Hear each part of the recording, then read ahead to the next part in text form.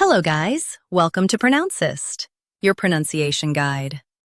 Today we will learn how to pronounce the word shown on the screen, gossamer.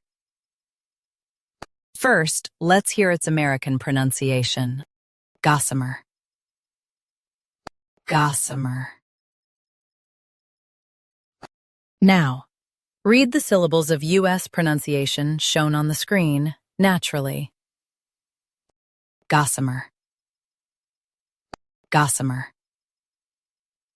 Now, let's focus on British pronunciation of this word. GOSSAMER. GOSSAMER. Now, read the syllables of British pronunciation shown on the screen naturally. GOSSAMER.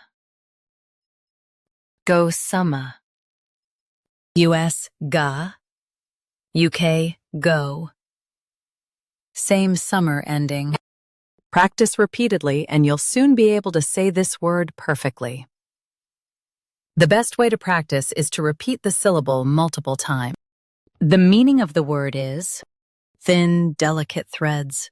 Try repeating this word several times to improve your pronunciation. We post daily videos on useful and commonly mispronounced words to help you speak clearly and confidently. Like this video and subscribe to Pronouncist for more pronunciation guides.